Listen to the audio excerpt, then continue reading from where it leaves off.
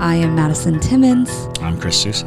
And we're paranormal specialists who live in the most haunted city on earth, Savannah, Georgia. Every day is Halloween in our line of work, so join us as we spin true tales of haunts, murders, and disturbing Savannah history.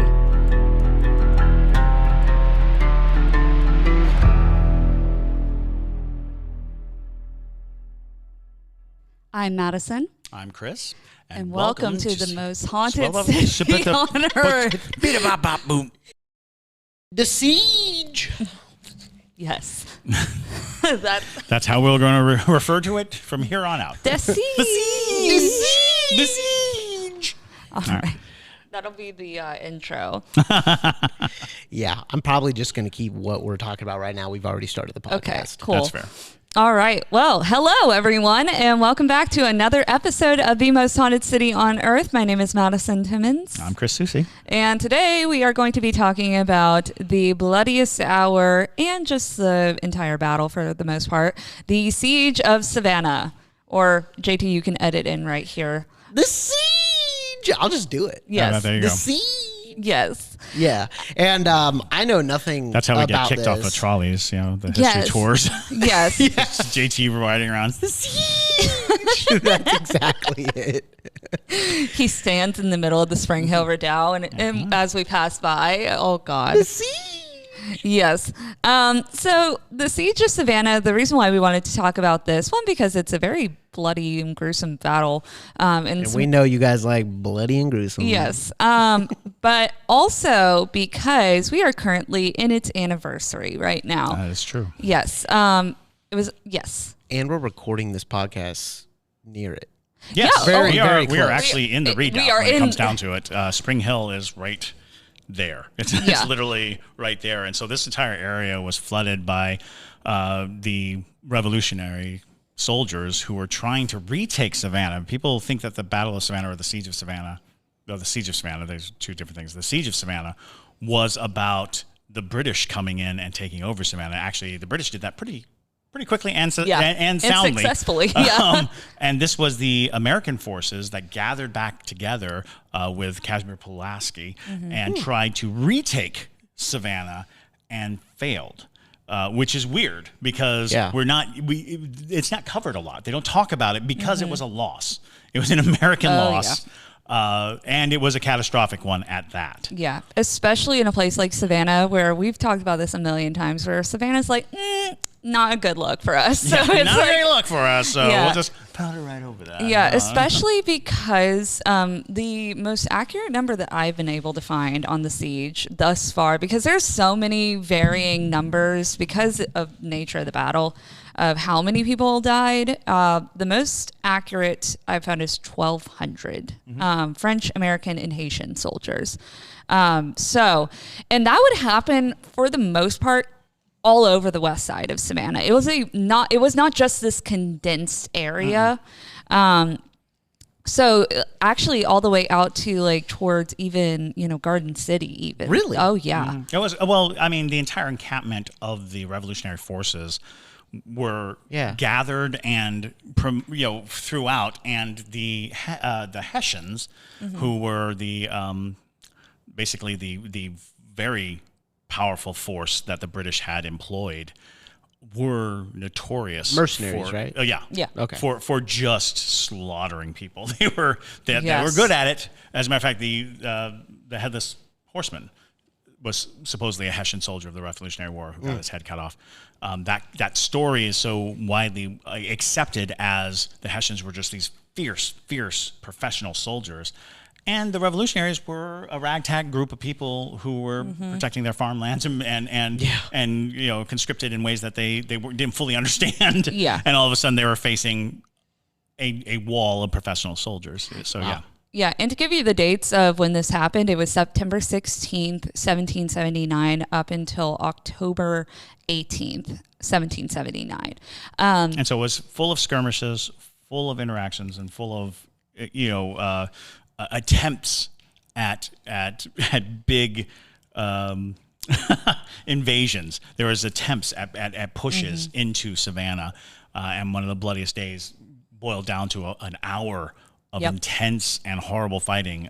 In one account, they said that the bodies were just stacked up and damming the small canal right here. Like if we walked out this building and up the street just a little, we could see the canal that they were talking about. Yeah. The one by the highway? Yeah. Yep. What? Oh my gosh. There were that many. Yeah. So if you go digging, 1,200. Okay. you could probably, although it might have dissolved. Okay. Here's if you so here's the thing about the bodies.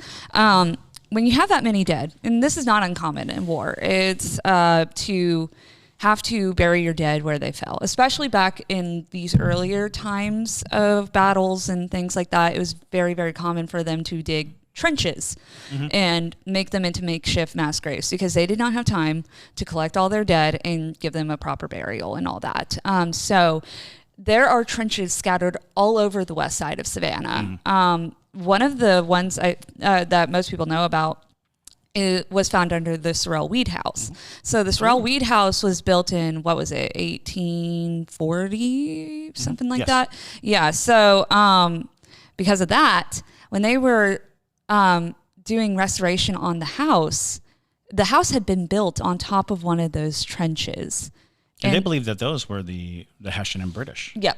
Because that was probably one of the forward lines of the trenches that they built, and they called it the Hessian encampment. Yep. And so they recovered like uniform pieces and equipment from the Revolutionary War. So Sorrel Weed House is not just only haunted by, like the people that have inhabited it and have died inside of it. It's also... It was a site of strategic battles. Just a side note, our series, the pilot episode, is on the Sorrel Weed House. So, we'll definitely go into that a little bit more, which is one of the most haunted houses in America. And we got exclusive access. But anyway, sorry. But so they recovered like what they think was up to 40 bodies underneath that house, which is insane, but not uncommon. No. So, that one TikTok that honestly, one of the TikToks that really blew this podcast up was my little story about them finding bones grown into the roots of the live oaks on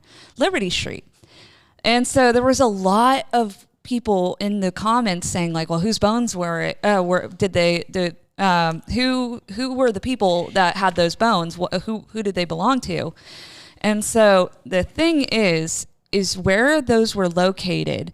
Yes, it could have been some other people. You never know with Savannah, with the nature of the city. But because of the location, it more than likely was soldiers from the Siege of Savannah. Their bones have been, found in those roots because it's probably built on top of some type of trench, or they were just buried there.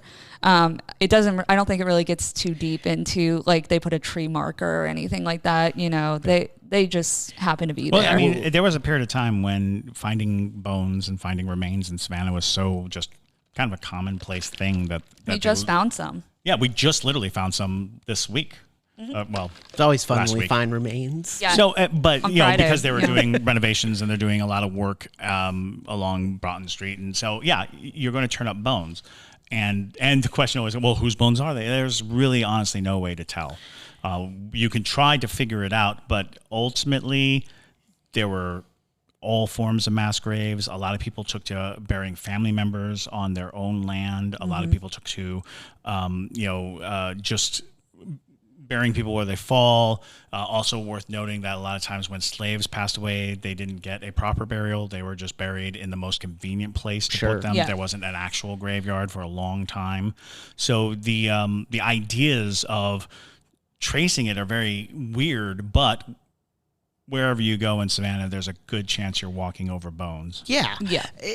What's really interesting is if there were bodies piled up and buried over by that ravine over there, we're literally 100 feet away from it. Well, the thing was they had to clear up the ravine in order to let the water flow again. Yeah. So they pulled the body out, so it's all the way over. That's what I was just about to ask. Do you think we're talking about these people? Literally, they are under us. They very possibly under this building. Yeah, because you try to imagine that that's creepy. They talk about this all the time, which is the Spring Hill Redoubt. The Spring Hill Redoubt was not huge. Spring Hill is not. Savannah doesn't have hills. We'll start right there. So we're flat. When you talk about a couple of thousand people fighting, it's not in this small little location. It's all up and down here. So people fell and died, I guarantee you, right here. Wow. Where we are right now was a battlefield. This was all a battlefield. And battles were very peculiar back then because the British fought in a very regimented way. The Americans originally started that way, but turned to a more guerrilla-style fighting. And the Hessians would just mow people down. They just charged in. And, of course, Casimir Pulaski died during the Siege of Savannah. And wherever you're listening from, you may have heard of Pulaski. I know that there's a song about Pulaski. I know that there's, in the Midwest, a lot of people have Pulaski monuments and Pulaski There's a things. square. And we have two. We have a square and a monument to Pulaski here, and his remains. Yeah. Which was contested for a long time. There are people in Europe who stated that his remains were actually shipped home. So we actually unearthed the remains about 10 years ago, and we took a look at them, and we're like, yeah, I guess that's him. Sounds about right. it's somebody. And then, and so now the Pulaski remains, which were in the monument or under the monument, are now under a slab next to the monument for easy access in case somebody else wants to complain about the location. So we're over these bones and these burials. It makes me feel like, just by making this podcast episode that we're potentially we're about to pull out some equipment soon, so stay tuned for that. Yeah, seriously. Yeah, I mean, this area is so haunted for so many reasons, and a lot of people forget that because of the nature of the siege, and then also it being, swamp. It was a good place for people to hide. It was a good place for hiding bodies slaves, if you wanted, and criminals, and there was a very vibrant criminal syndicate in Savannah during Prohibition. So, we saw the Harris Brothers, classic gangsters, just nasty stuff going on. And always worth noting that battlefield ghosts are different in a lot of ways. And that is because in many cases, you're dealing with people who were living a regimented life, who were living a life of revelry and retreat, and they had to appear on time in specific places in specific ways. So a lot of times when people see battlefield ghosts, they're marching, they're walking shoulder to shoulder. They see them in that situation where they're leading into it, and the deaths in combat are full of sudden and terrible deaths, and they're young. Yeah. To keep in mind that many of these soldiers who die are young, and aside from everything else, the projected lifespan that is interrupted suggests the power of the spirit. If you were cut down very young and you had all this life ahead of you, that's how much potential your spirit carries with it. Sure. Yeah. And that becomes an interesting gauge. We talk about children ghosts being so powerful, and it's because there's a whole world of possibilities that was, infused in their very being. And when they died young, all that potential became energy. Not to take too far a side tangent, but I think if you're a Doctor Who fan, that is the concept of a weeping angel. A weeping angel takes your life, but lives off of your potential, the potential of your life. Oh, that's cool. And that is such a fascinating concept because that is when a young person dies, when they're murdered, when something happens tragic and sudden, versus like long illnesses and things like that. When you prepare for death, oftentimes you make your peace. Sure. But when it happens very suddenly, you didn't have that opportunity. You didn't have that opportunity to reckon your life or to recognize that your potential was not forever. Because when you're young, you're immortal. You don't sense death. You don't sense the end. I have a question for y'all. I see people walking around where the battle happened in uniform all the time because I'm always over here, like actors, and that's to clarify, not the ghosts. That's what I was going to ask. How can you tell the difference? How can you tell the difference between not always someone reenacting it? Many times you can't. I wonder if some of those were ghosts, and I'm just like, oh, look at the actor. He looks cool. I will say there's a different energy that you get from a spirit versus a human. Like, because we are on two different planes, there's just this different energy that it's a gut feeling almost. It's a gut feeling. But, that is not cultivated in many people. Yeah.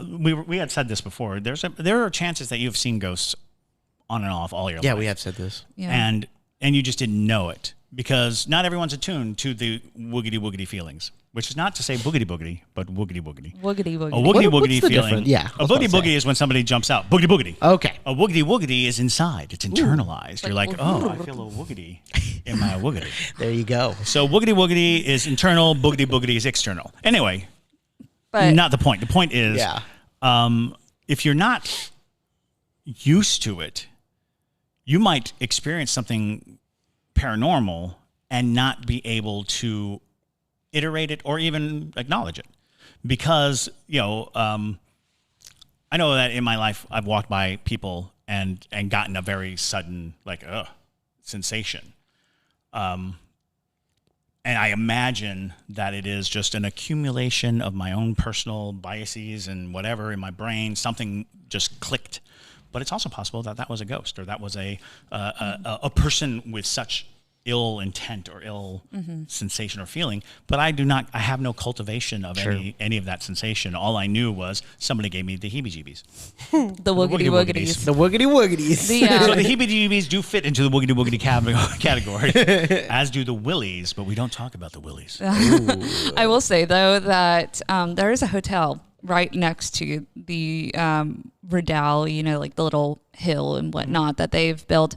And so many people, but especially children, are the ones that have been the ones to see the soldiers marching around the area and things like that. I think my favorite spirit, though, that people have reported is a Haitian soldier that stands out in the field. And a lot of times it's usually people who have military backgrounds who see him. And if you salute the soldier, he salutes you back. It's really cool. Yeah. Next time I see, because I see him all the time, next time I do it, I'm going to film the soldier, and I'm going to literally yell, "Hey, man, you a ghost?" and see what they do. Sure, that works. Yeah. That is how you get weird looks from people who are not ghosts. And that's fine. You a ghost? Cool. I don't. You a ghost? I'm cool with the weird looks. You a ghost? You got to tell me if you're a ghost. It's the law. It's the law. It's JT law. JT law. Well, I've always, we're an open carry state, so if someone has a gun slung around their back, it's not the most insane thing. Right. But I do sometimes wonder, these people they're always carrying guns. Always. And they're muskets, they're muskets. Yeah, they're long guns. But it makes me think back to it. So basically what I'm saying is when I see someone carrying a gun and it's slung around their back, if it's in their hands, then we got an issue. But if it's slung around their back, it's not the craziest thing. But when I see, that's why I've ignored it up to this point. But now I'm wondering, where was it a ghost? Because it wouldn't care that it's carrying a gun. I don't open carry. So if I have a musket, I am gonna leave it where I need to leave it, and I'm gonna walk around in my uniform if I'm an actor. Personally, but I'm just not gonna freak people out. But I think that's the museum that has them do that because they do demonstrations. They're just walking around. Yeah. When I see them, literally going to get a sandwich, but with their musket. It's like that. Those are expensive things. Yeah. You don't want to just leave these expensive props. Yeah. You would think anywhere. Don't take the gun though. Yeah. You'd think there'd be an armory or an armory. You would think exactly. But yeah, there's also some interesting artifacts from the siege that people don't talk about, including the cannonball that was at the Maritime Museum. Maritime Museum, yeah. You still have it? they have the portion. They should have the cannonball still. I know they removed it from the wall. Yeah, it was in the wall. Yeah, They removed it from the wall. yeah. Why? So let me tell the story. Okay, yeah, tell the story. Sorry. During the siege, that house used to be the Sheffield house, I believe. No, the Scarborough house. Excuse me. So it was the Scarborough mansion, and so basically, a cannonball got lodged into the side of the wall of the home, and they left it there. Mm-hmm. And then it went missing for a period of time when they did restoration on the home, but then they found it again. And so now they took the portion of the wall, and it's either in that museum or it is in another museum somewhere. But it is an interesting artifact because there's not a ton of artifacts left from the siege. Mm-hmm. And so it's kind of like the only one. Right. But it is like a full-on cannonball. No way. Yeah. Should I hit him up and be like, hey, can we come do like a little thing about Can we poke the cannonball? for Can we poke the the cannonball? parajunkies? Because that's all we want Honestly, to do is poke the I cannonball. think parajunkies. I feel Actually, like the Museum of America is a great place to go anyway. Wow. So, Okay. yeah. That's cool. Yeah, it's Good an story. interesting artifact, and a lot of people don't know about it because, I mean, like, they don't really tell that on it's tours and interesting stuff. because, if you go out to Fort Jackson and by river, you can see all of the cannon damage. That isn't from the Revolutionary War, but it's fascinating to see all this impact. Like this was they meant business. This was true and brutal war. Mm-hmm. Modern warfare is horrifying, but it's very rarely face to face. It's very rarely in your face. And this was shoot once and then use your bayonet because you don't have the time to reload when you have 1,000 people charging up a hill. Sure. And that is really a lot of where I think the Americans were losing ground was in that charge. When you get face to face, not everyone has the capacity to just go stabbing people. True. Yeah. No matter how trained you are, there is still a capacity to not do it. And the Revolutionary soldiers on America's side were not the highest trained soldiers. They were not, the Continental Army was not known for long-term training. There were great professional soldiers, great leaders, but when you get down onto the ground, even the Haitians that came in to fight, which is a whole other thing that is worth discussing, is that the Haitian influx into Savannah was not slaves. Mm-hmm. It was they were not, these revolutionary fighters. And so the voodoo culture of Savannah is a separate thing from the root doctoring Gullah Geechee factor. So, it's an interesting back and forth because we had the slaves from Angola, but we also had these soldiers up from Haiti. No way. Yeah. Sweet. So that wasn't it wasn't a slavery thing at all. Were they mercenary? Like what? Why were they? Why Yes, did they were conscribed. Yeah. And to suggest that they weren't slaves is more to say, they were soldiers from Haiti who came here and fought here and remained, as a cultural component in Savannah. And then of course that will feed into the Sorrel Weed House because Francis Sorrel was raised in Haiti and Do we know any descendants from those Haitian soldiers? Because I would love to have them on the show to talk about it. That's so interesting. I don't know any. No, but there are personally. some people who dedicate themselves to the reenactment of the Haitian. Yeah. I think there was a man. I think he was Jamaican, but he definitely embodied and tried to present the Haitian part of it. But that's worth research. It's an interesting fact because a lot of times when you take tours and they talk about the Siege of Savannah, they only talk about the French and American soldiers that fought. The Haitian, they were a major part of it. A monument to the Haitian soldiers on outside of Vinny's. In City Market. Oh, City Market? Yep.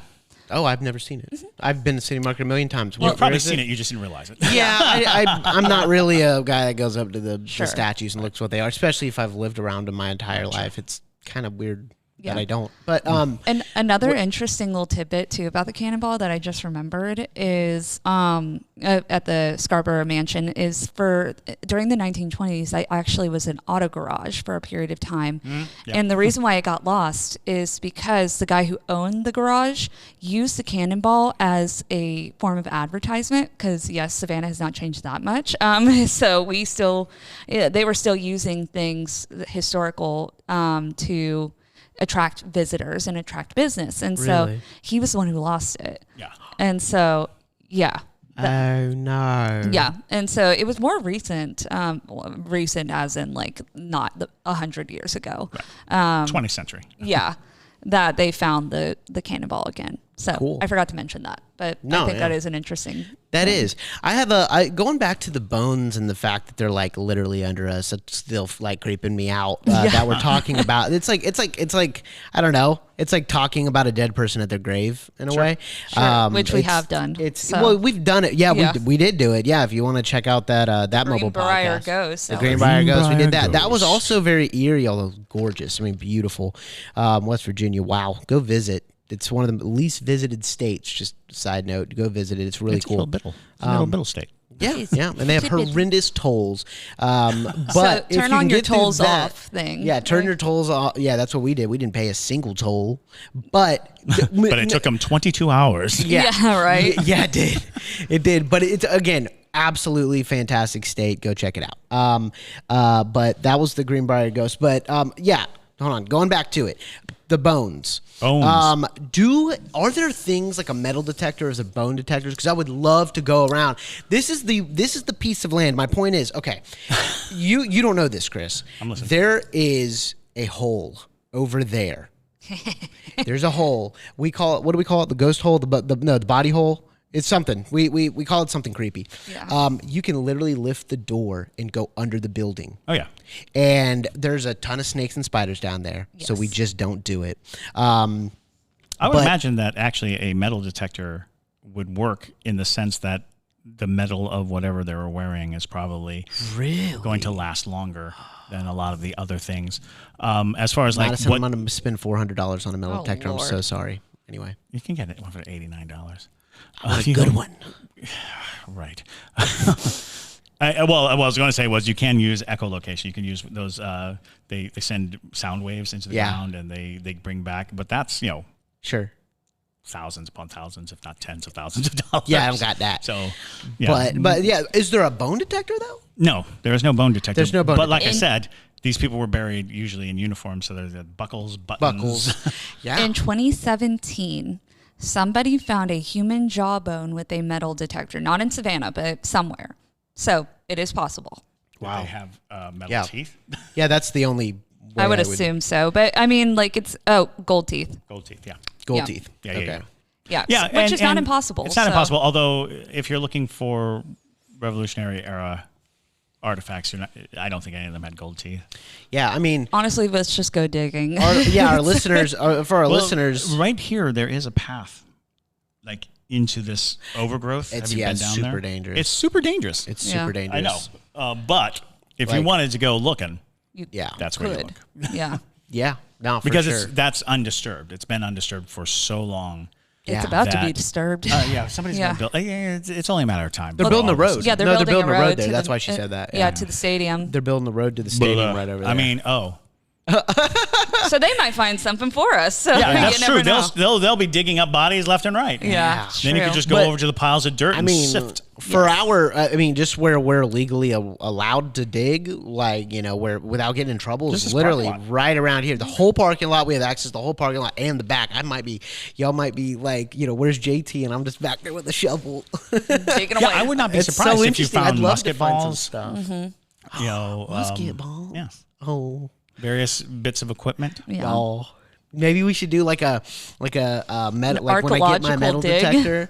Yeah, when I get my metal detector, maybe we should do like a video on what we find around here for interesting. Patreon. But I know really several cool. people who would help us who have metal detectors. So Cool. Yeah, that would be amazing. We should do a dig. Yeah, we can do a dig. We're going to turn into archaeologists now. We're not podcasters anymore. We're archaeologists. That's right. This keeps morphing. We'll just call it Pivot. the dig. Yes, Welcome to the dig. The dig.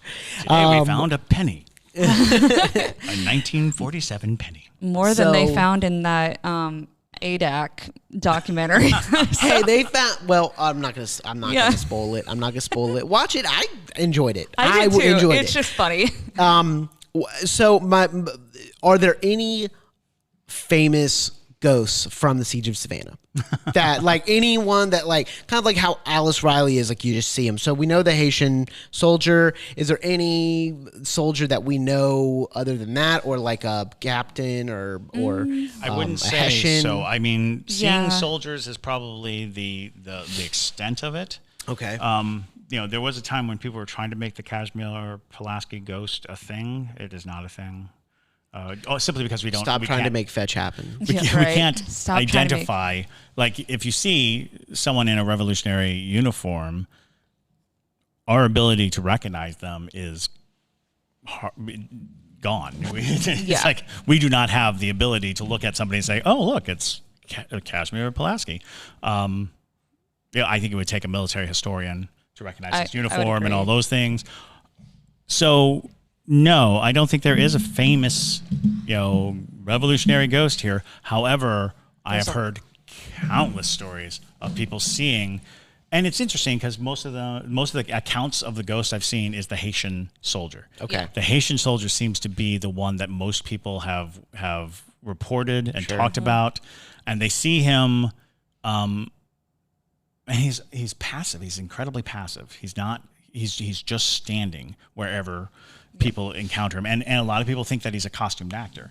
Is the story? And the classic story goes, they're walking along MLK, and they see him standing on the grounds, the battlegrounds as we know them, and as they walk past him, they do a double take, maybe to get a picture or something, and he's just gone. Wow. But they have this very solid. They could describe him. They could talk about. And the interesting thing was, for a long time, when people saw this ghost, they would describe his uniform, and people would be like, "That's not a uniform that any of us wore. That is not a revolutionary. That is not."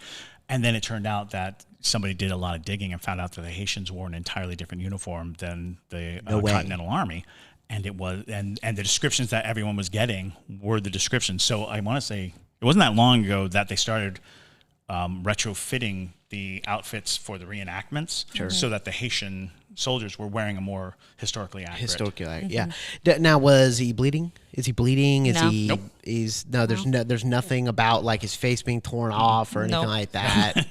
Unfortunately, no, Jay. Yeah, it's just not a gory mess of anything. Well, it's a bloody battle. I will say it was a bloody battle. It was, but in a lot of cases, with soldiers, a lot of them don't know they're dead.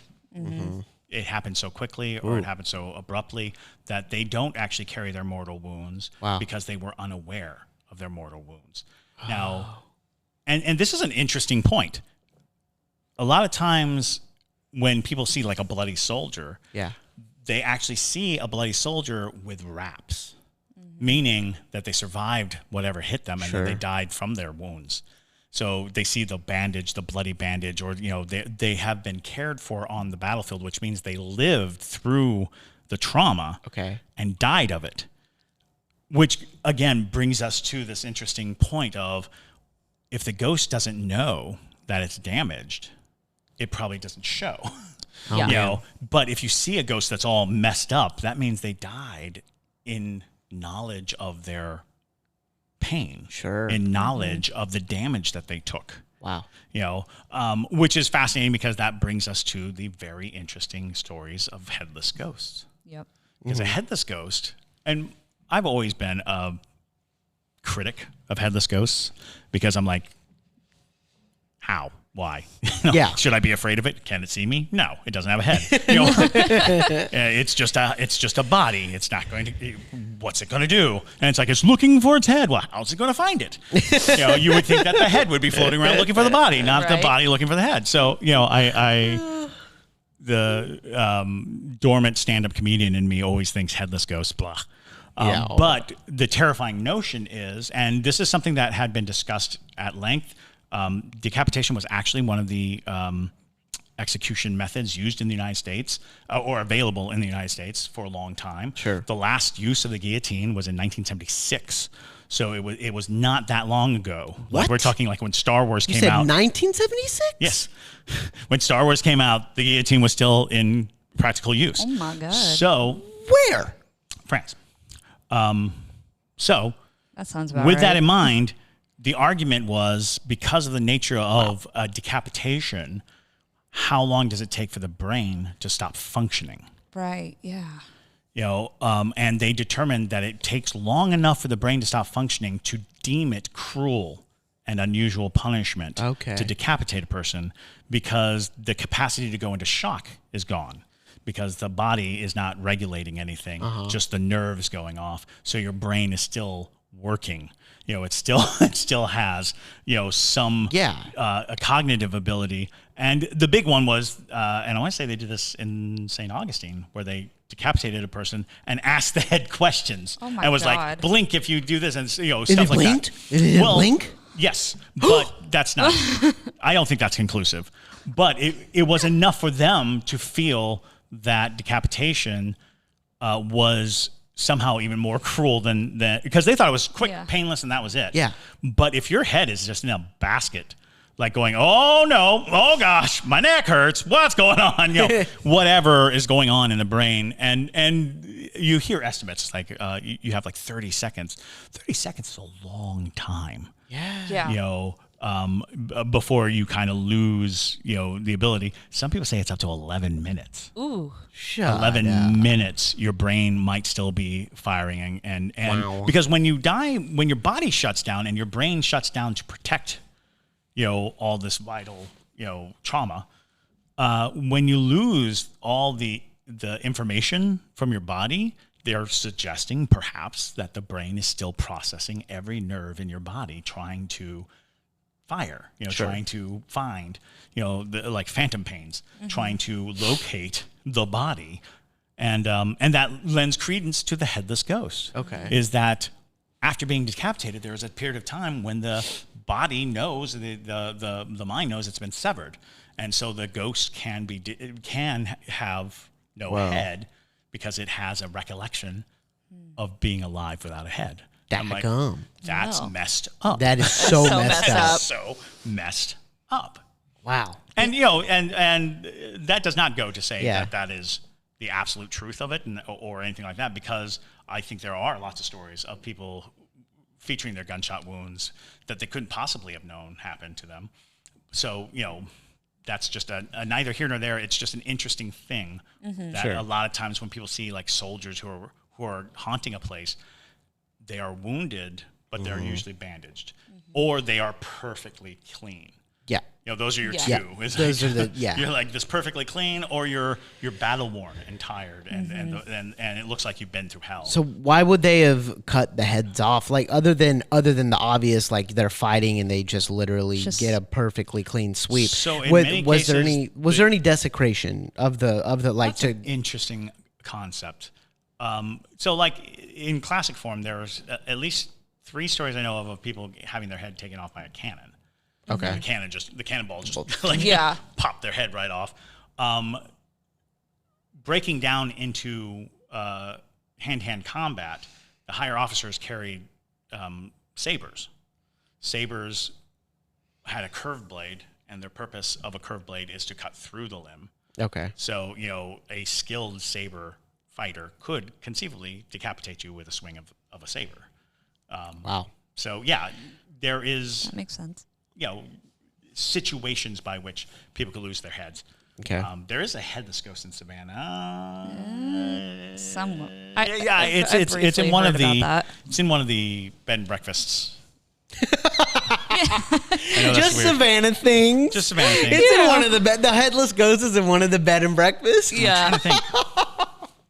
Yeah. That is so And there's funny. a headless ghost out in Statesboro. Of a And woman. I love that you said it so like we're all just numb to it at this point. Yeah. Like there's a headless ghost in the bed. Yeah. Like we're just so numb to it being in the most haunted city on earth. It's so funny. I will say, like with soldier spirits, there actually is one that a lot of people don't know about that is in the old, is located at the Gribble House property, which is now the trolley car barn. But when I worked for that company for that time, I was very familiar with this soldier spirit because he hates women a lot. Really? A lot. Yeah. And so when I was being trained, because during December, they would run a Christmas tour out of that car barn. And so I was a manager at the time. And so because the ghost tours were slower in December, it's always slow in December, they had me going in managing the Christmas tours, which meant I needed to be in that property by myself a lot. And so obviously encountered Maggie Hunter the most. But when I was being trained, my manager was like, do you see this room right over here? Or like my higher up, I should say, was like, you see this room over here? And I was like, yeah. And he goes, don't go in there. And I was like, why? And he goes, oh, well, there's a spirit from the American Revolutionary War and he hates women. And I was like, okay, do tell me more about this and why, like, what does he do? And so this manager's girlfriend at the time had been working for the company for a long time, back when they used to do investigations in the Gribble House. And so pretty much she went in there one time and she got attacked by the spirit. It locked her into the room and attacked her. Really? Yes. And that happened to multiple women who went into this room, where they would report having the door slam behind them, and they would see the figure of the soldier and he would charge at them and grab them, essentially leaving bruises and scratches on their arms. I think it was like a psychopath or... No, I don't think it was. I think he was just like a ridiculously evil... It's like one of those men's rights activists.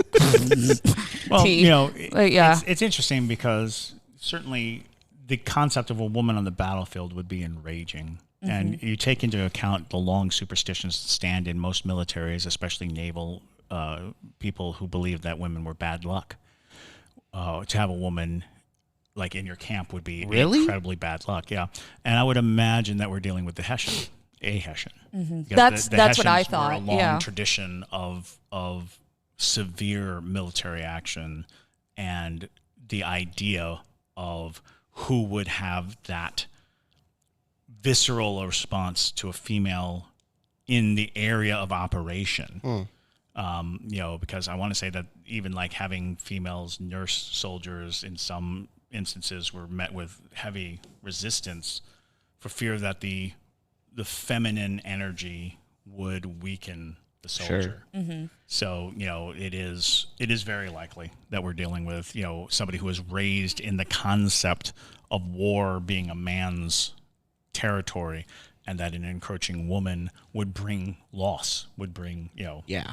Well, I hope Maggie Hunter gives her a piece of her mind. Oh my gosh. Maggie Hunter doesn't really linger in that area. So like the thing is with Maggie Hunter, people love to make her into this boogeyman, and it's just not it. It's really not. She was actually like dope. I loved her. She hangs out in her spot. She hated the Christmas music. She hated it, and I don't blame her. It was it was really annoying. But she would oftentimes turn off. They gave us this crappy it wasn't even an iPod. It was something you get on Amazon. And basically it costs like $10, and it only will play like a couple things if you download it on to the thing. So it would play like the same 5 Christmas songs over and over and over and over again. It was awful. And so she would often like literally just drain the battery on that thing every night to get it to stop. And I was like, good for her. And I was like, good for you, girl. But also, she was interesting because she interacted with me a lot. I tend to forget my things a lot in places because I put my water bottle down, I put my jacket down, and I go and do my tasks, and then I'll walk out and I'm like so ready to go home that I'll forget my water bottle. and especially that. And so I would have to turn on the security alarm every single night before I left because I was the last person there. And so I would go to turn on, I put in the code and it wouldn't work. And I would try it for like 10 minutes, like even call like my boss. I'm like, hey, why is this not working? And then I would get this voice in my head saying like, you forgot your water bottle. And I was like, okay. And I was like, oh, I did forget my water bottle. I go and grab my stuff from inside the car barn. I go back and the security code works. Wow. And she would do this to me all the time. And I was like, thanks, bro. Thanks, gal. You know, and I feel like that's more of her presence. Now, that is not to say she is not very sensitive to her trauma from her life because she died in a really horrific way. And if you don't know that story, you could check it out. Yeah, watch our Gribble House story. Yeah, but yeah, she died in a really horrific way, and she's definitely very sensitive to the anniversary. I worked that evening. The vibe in that building is just very somber, and also just like kind of angry, and rightfully so. Sure. But really, she's not the spirit that people like to make her out to be, where she charges at people and she scratches people and all that. And I'm like, sounds like the soldier. Yeah, that's what I'm thinking. And it's like, and you know, that the Haitian soldier, anytime I went by that room, I was like, ugh, it felt like the air in the room just sucked out. You know, like you just felt like you couldn't breathe. You said the Haitian? Oh, the Hessian. The Hessian. Not the Haitian. Okay. Yeah. Not the Haitian. Hessian. Yeah, the Hessian soldier. And it literally, anytime you went by that room, and the door always stayed shut because I was not trying to go in there. I was like, you know, I'm like, no, there was no need for me to be really in there. And it was weird too, because nobody kept anything in that room either. There was a chair and that was it, because nobody wanted to go in there because that spirit was so violent. And they're really, they're not the only tightly located too. Really asks questions, you know. Because now it's like he seems trapped in a small, confined space. So I wonder if he was a prisoner of war. Yeah, maybe. Mm-hmm. It's interesting. Maybe. That's interesting. It's very interesting. Because when you have such tight location, because it's not like that building was there at the time. It's exactly. Not like, you know, this was before the Gribble House was built there. Way before. When you imagine how they must have fortified the front, it would have been on the British Hessian side. Yeah. So it does bring up that was it his command tent? Was it was it the latrine? Was he just like, get out? Yeah. Occupied.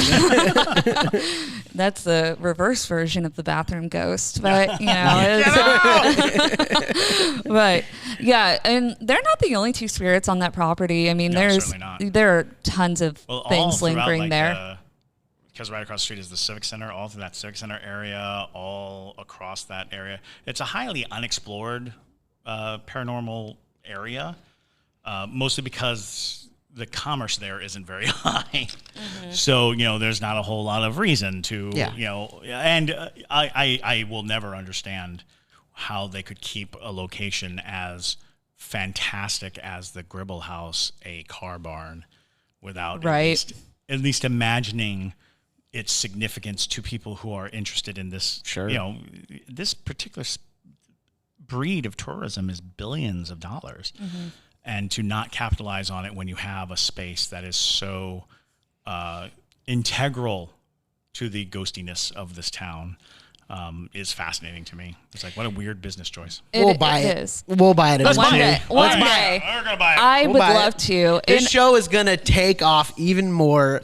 Everything's going to work out. We promise when we have the money. We'll buy that. We will buy that from area. That big old company. I would love to. I would too. And recreate the Gribble House. That'd be amazing. Well, we'd have to be delicate with it because, you know, honestly, I feel like just from my time with Maggie Hunter, I feel like she kind of likes the peace. Yeah, I'm sure. You know, I'm absolutely sure. And, you know, in my estimation, what this town needs is a concentrated place for the examination of supernatural, paranormal, and folklore.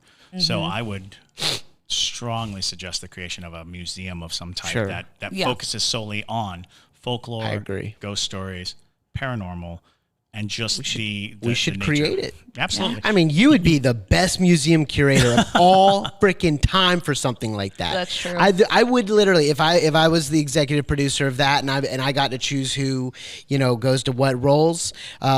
which is a possibility if we end up buying it. I would be like, please, Chris, take that role because you would be so perfect. All right, listeners, this is the plan. All right. Yeah. Yes, join us. Get 1 million of your friends to send $1, yes. and then we will buy the Gribble House property. Actually, given Savannah real estate, get 1 million of your friends to send $10. Right. Yeah. Yeah. Oh, yeah. Absolutely. But, and ultimately, that concept needs a home in the Southeast. I don't think there is a focused paranormal museum in the Southeast, and so much of our culture, so much of what stands of the slave culture and the influx of the European Irish culture here, they all brought their respective superstitions and beliefs, and those things adapted into our everyday culture. So I would love to see something like that. I don't know that I want to be in charge of it, but Greyface is the closest thing we have. Greyface is doing an amazing job. They're doing great. But they stick. They have a wider spread, so they're telling stories from all around the world, and they have collected such a variety of true crime and occult artifacts that. It's just my chair. That's a chair. No, it's a back room. Oh. Well, it's Soldier. Yeah. You knew it was going to happen. But Greyface is so amazing. Oh, yeah. She's full of the ghost tube. Oh, boy. We'll see. I asked them, by the way, they hit me back. I asked them if they wanted to come on the show, and they said no. Well, yeah. They literally told me no, that. and I was like, at least they responded. Yeah, well, yeah, I was a little offended. I'm like, you really, like, we've used your app a bunch, and I feel like, that's not really, I don't know, in capitalist society, that's not really. Just use the free version. An excuse, then. But well, no, it's just the fact that I thought that they would jump at it because we have a ton of listeners that would be really interested in their app. That's really what I thought, and I was dead wrong. Yeah, it's very difficult. Yeah. I mean, business is business. Yeah, and when it comes down to it, I can usually convince anyone to do anything when it comes to something like that. I'm usually really good at it, and this is I a pretty failed large miserably. Company. I mean, it would be kind of akin to a restaurant saying, "Hey, Coca-Cola, give us money." and I could probably get Coca-Cola. I'll go up to Atlanta and we could work something out. See, yeah. Although there was a brief period of time when I wanted to get one of those skins that you put on your car. Yeah, a Coca-Cola skin from the Coca-Cola company, and the conversation got pretty far. Really? You drive around town with a Coca-Cola car, and they'll be like, "Yeah, we can subsidize this, blah blah blah." That's interesting. And then I think they ran a program. No, yeah, of course. Of course. Or they had one running somewhere else. So, Madison, you actually just had a something ghostly happen right where the battle happened. It was a couple nights ago after you dropped everyone off from the last tour that we were doing for the Savannah Underground, and you heard the woman scream. Oh gosh. Okay, so it was the weirdest thing I've ever heard in my life. So, typically when I hear spirits, I do want to clarify, it is a sort of like not outwardly thing, like where I'm not auditorily like hearing it from a distance. I'm hearing it like I'm picking up on it in my head usually, and I can usually hear the voice, or I'll have a word pop into my head, and that's how it goes for most people who can be clairaudient. And so the other night, I think it was last Wednesday, I had just dropped off the last group of my tours with our driver, Radar. And we'll probably have Radar come on the show at some point because she is water. Hello. All right. Yeah, maybe they're from that little drainage system. I'm actually pretty parched, so they're probably telling me that they're like, you need to drink some water. I put some. You in look the fridge. dehydrated. Yes. Yeah. But anyway, so Radar and I were in the parking lot of the visitor center. There is no other cars in that parking lot besides me, my car, And Radar and I were talking as I was gathering my stuff, and we hear a woman in the distance screaming, "No, no, go away, help, help, no, get away, get away." And we're like, what the? And they didn't call the police. Okay, no, what? Regardless, so we immediately are like, okay, that's weird. So we start looking around the parking lot, and mind you, they had just fixed all the lights in the parking lot, so it was pretty bright in the visitor center, which is pretty unusual for the visitor center. But nobody was there. So then we drive over to pretty much look up towards the sidewalk. So if you're in the visitor center and you look up, you can see the people who are walking by on the sidewalk. And we look over there, there's no one. There's nothing happening, not even a person walking by, because it was pretty late. And so we were like, okay, that's weird. We don't see anyone. So even if we called the police, we couldn't have pointed them in a direction because well, it didn't sound like it was a weird voice because it sounded not like a modern voice, if that makes sense. No, seriously, it did not sound like a modern human being. Sure. Yes. Could it have been like a residual haunting from the Gribble House? Because you're right there. So, okay, actually, interestingly enough, we'll get into that in a second. So the weird thing is Radar and I were like, okay, like that was weird, whatever. Don't see anything. So like we can't point the police in any direction, it's fine, and we weren't hearing the screaming anymore, and we didn't hear any struggle. So I go to start walking to my car, and Radar, she waits for me to get into my car. So she's like creeping by, just watching, waiting for me to get in the car. And suddenly we hear it again, and it's the same exact words in the same exact order. No, no, get away, help, help, get away, no. And I immediately, she opens up her window and we both are like, did you just hear that again? And we're like, yeah. And so I get in my car and she calls me and she's like, do you think that's Maggie Hunter? I'm like, that does not sound like Maggie Hunter to me. Mostly because it sounded like the voice of an African-American woman, but not from modern age, because of the way the inflection was. It sounded like there was a heavy accent to it. And so we were kind of like, I was like, I don't think it's Maggie Hunter, because Maggie Hunter was extremely white. And so, that didn't seem like a thing to me. Also, that's a pretty far distance for that voice to travel.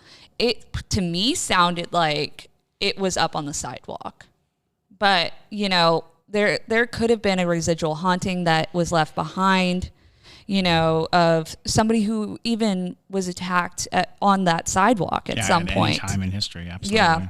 I'm a firm believer that whether you think it's a ghost or not, please call the police if you hear someone screaming for help, because I'm not blaming like y'all, but we did get in an argument after that, because I'm like that could have been someone like actually getting hurt. And we tried to find someone. There was no one there. She was already kidnapped, possibly. I don't know. No, well, they heard it twice. We heard the same thing again, and there was nobody there. We looked, and you can very clearly see. You don't spend enough time at the visitor center, but I do. And so when you're in the parking lot, you can very clearly see that sidewalk. It would have been hard to miss someone, in my opinion, especially because we went up to even look down the sides. We went to look. There was nobody out. Okay. So, because it was a Wednesday night, and so it's not like, Savannah is, on top of everything else, notorious for drunken mayhem. Yeah. So investigating yourself when somebody's screaming like that, because I had a similar experience where somebody was screaming like that, rushing to them, phone in hand to call the police, come up on them, and it was just a couple of girls laughing, and they were pretending like they were being attacked. That's a weird flex. At midnight, and you're like, do you have any idea how many people probably dialed? Yeah. And they're like, we hope to see the cops. They're literally waiting to see if cops show up. That's ridiculous. That's a lot. It's like a crying wolf, super hard. It's an insane. Oh my God. Even the other night when we were leaving Great Face, there was this screaming. Oh yeah. Yep. Higher. there was this screaming. And it was so alarming because we were coming out of a ghost hunt. Yeah. And we heard blood-curdling screaming, some horrifying screaming. But there was such a crowd around it that there comes a point at which you're like, am I going to help? Am I going to be a help to be there? Yep. Or am I going to be a hindrance because I'm in the way? Sure. Yeah. And, and it's like, once you have a crowd of people, all of them acknowledge. We're talking. We're just talking about our podcast. Thank you. It asked why. It just asked, why are you here? Why are you here? Why are you here? And I don't believe in being forceful with ghosts, by the way. Yeah. I don't believe in being aggressive with ghosts.